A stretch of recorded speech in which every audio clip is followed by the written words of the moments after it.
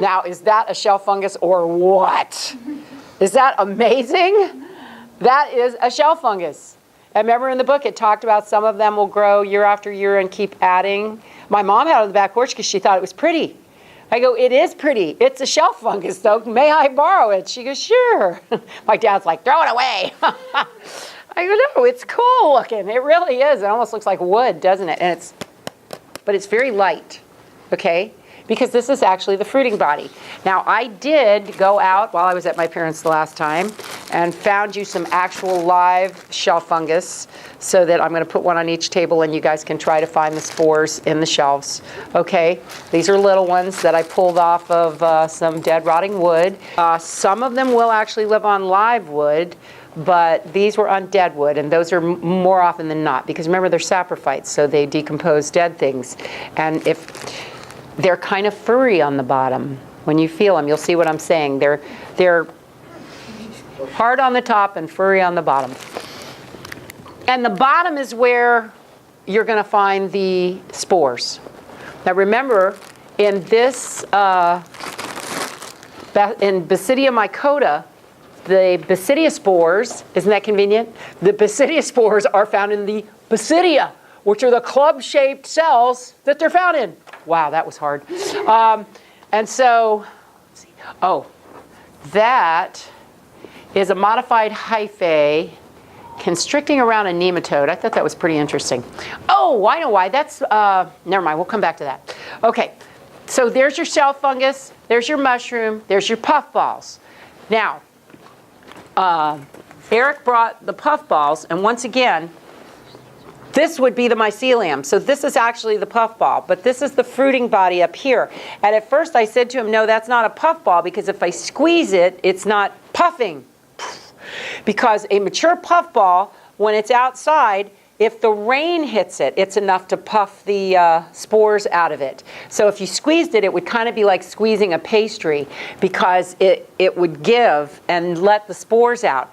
But before giving up, I broke one open, and he brought enough for everybody, which I really, really appreciate. I broke one open, and you notice that is not a mushroom. That is not a mushroom. It's just full of spores. There's no gills. Do you see it? There's no gills or anything. So I want everybody to make sure that today while do you see it? Mm-hmm. That today while we're doing lab today, that you go ahead and look at those spores under the microscope. Because these are actually, and thank you, that's the first time I think we've ever had puffballs in class. That's why I was trying to get you to bring them, but yours died, didn't they? I found other ones. You did? You did? I did. Okay. But they're really squishy, so I think they're... Bring them next week. They're in a bag right here. You've got it. Yes. May I have one, please? Okay, believe it or not, Mom looked it up online, and this thing, I can do this really. Wow, it's falling apart. That thing was the Ascomycota too. Now see, I'd have guessed. Oh man. Oh, I had to. It smells like rotting meat. It does. It really, really does. They call it... It looks like rotting meat. It looks like rotting meat. Look at it. It's red. Yeah. And it smells like rotting meat. Would you just get me a wet paper towel? Sure. Please, anybody? Thank you. Before I have to touch anything. Maybe there's a reason for that. Like Oh, I can tell you it is. It does attract flies and different things. Things that smell like rotting meat. There's flowers that actually smell like rotting meat because it attracts the pollinators, and I'm sure that's the situation with this too. Wow, that's a trip.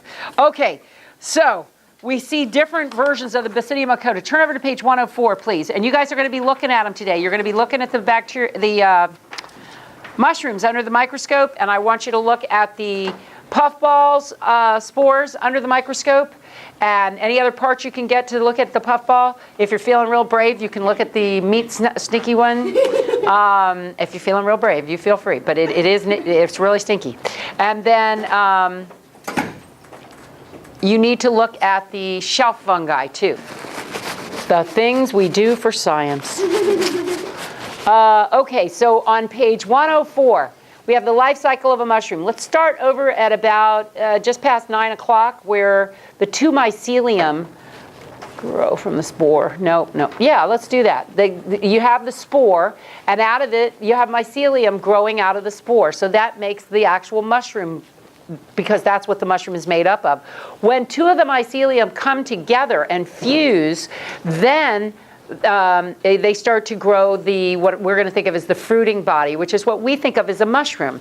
And when it starts to get a whole bunch of mycelium under that membrane, it's called the button stage, and it kind of pops up overnight. That's what we're told. You guys have all seen that before, right? You're walking around and there's a mushroom there and it wasn't there yesterday because it rained last night or whatever. Well, it's been growing in the ground, and now it's absorbed the water, thump, and it shows up. And then it produces the stipe and the cap, and in the cap are gills, and that was what was missing in the puffball, is there's no gills. Well, in a mushroom, there's lots of gills. And so, it smells like a mushroom. And so, so in the gills are actually the basidia, and the basidia spores are in those gills. And so once it gets totally happy, which I noticed Ryan has one back there that looks totally happy. May I? Yeah, it's nice and spread out. And I'm sure this came out of his yard. But look at the gills on there. Do you see how spread out they are? Because they'll be full of spores, and so this mushroom will spread completely out so that those spores can be released everywhere, and more mycelia can grow, and it'll grow more mushrooms. And remember, that's its job, is the fruiting body, because really the mushroom is the mycelium. We would look at it as the little hairy things on the very bottom of the stalk. That's actually the mushroom itself.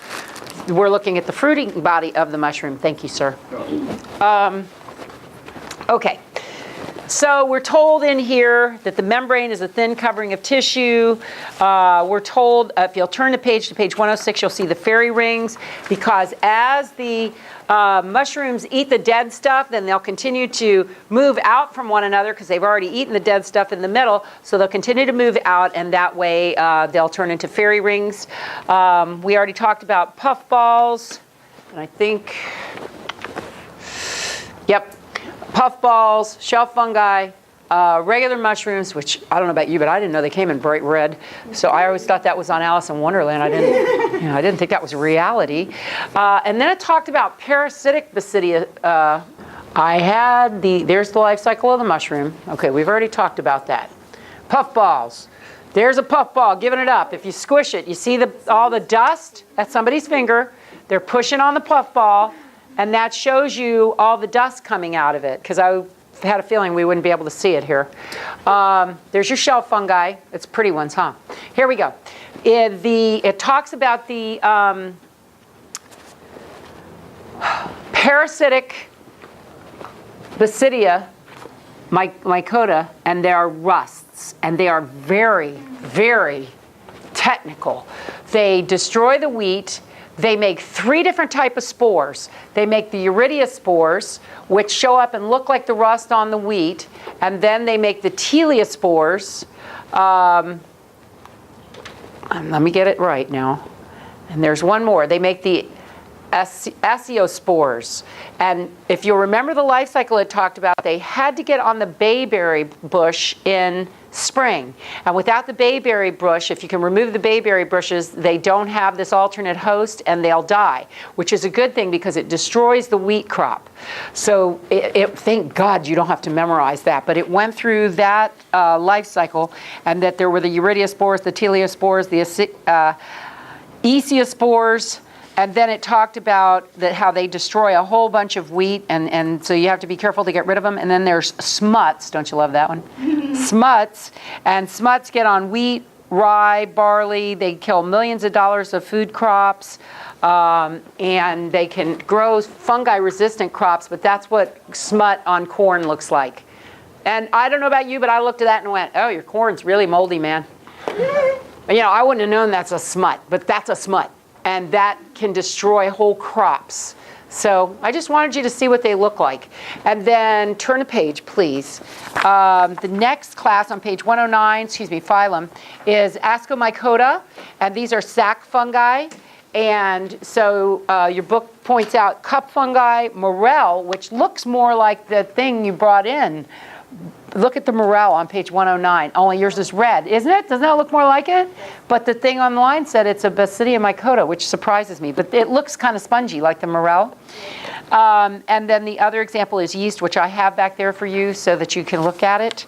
And it talked about how the yeasts bud, and instead of separating and then growing into two individuals, it'll actually have the baby like asexually reproduce and continue to grow until they're full size, and then it might do it again and again. So that would be asexual reproduction in yeast, and yeast is one of the exceptions to the rules in fungi because it's a single cellular organism rather than a multicellular organism.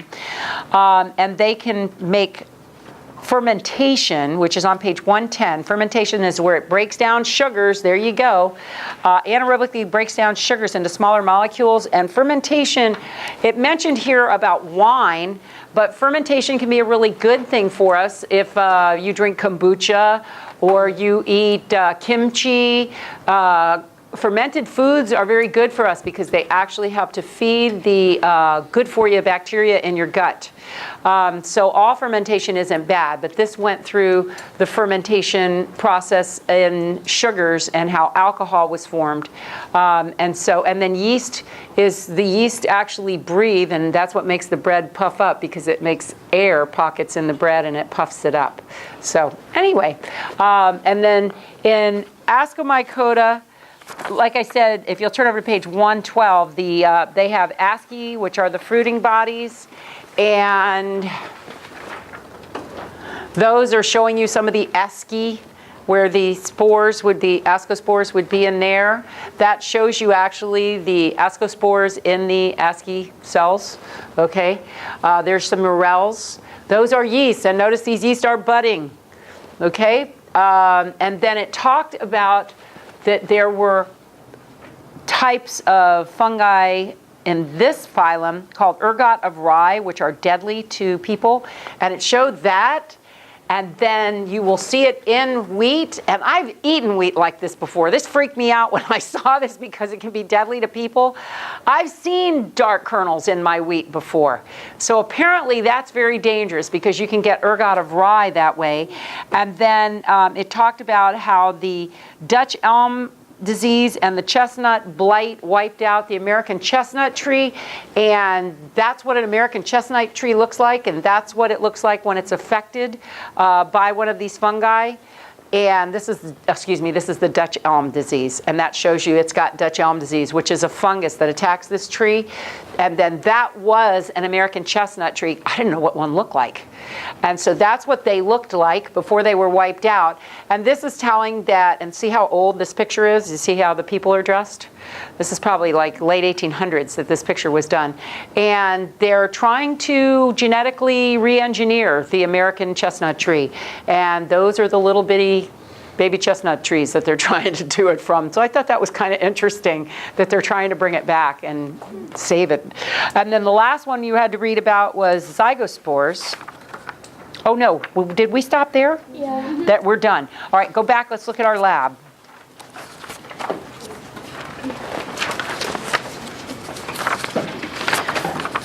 Let's see, on page 108, you're not going for a walk. Let's see, you're going to observe a mushroom, and I have a mushroom for everybody if you don't have your own.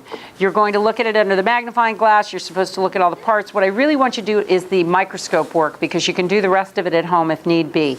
So you're going to take, in here you have tweezers, and you're going to take your set of tweezers and you're going to pull one gill off of the mushroom, which is hard. I'm going to give you the heads up, okay?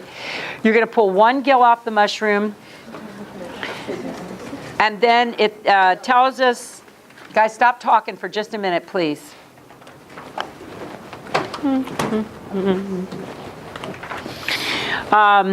You're going to take that gill and you're going to put it on the slide. I think they want you to put a drop of water on there and then put the slide cover on it. Yep, they do. And you're supposed to look at the actual basidia spores in the basidia. So in the gill, you'll see that. If you get more than one gill, you're not going to be able to see anything. And go to the edge of the gill, or it's going to be too thick to see also. Then you're supposed to take the mushroom and go like that. Just hit it on the slide, put a drop of water on, put the slide cover on, and look at the spores. They look like little dots everywhere that came off it just by popping it. Okay? Do that. And then do the same thing on the spores with the puffball and with the shelf fungus.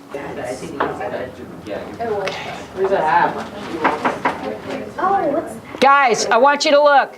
This is the base of the shelf fungus that Jake was kind enough to bring in. This shows you the mycelium that's found at the root. And look at the hyphae. Let me just see if I can do this without losing it. There you go. There's your hyphae.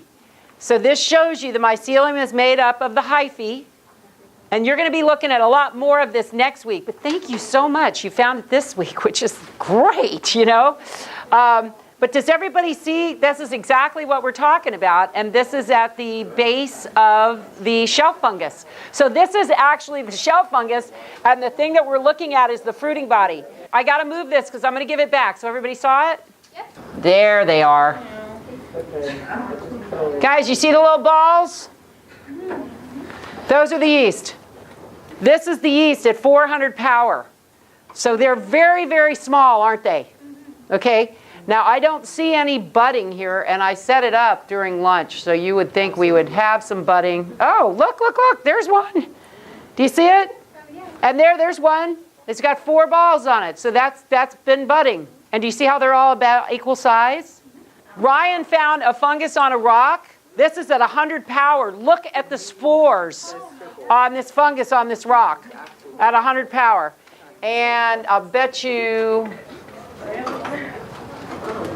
Wow. Do you see? I would imagine that those are attached by mycelia, you know, by aerial mycelia.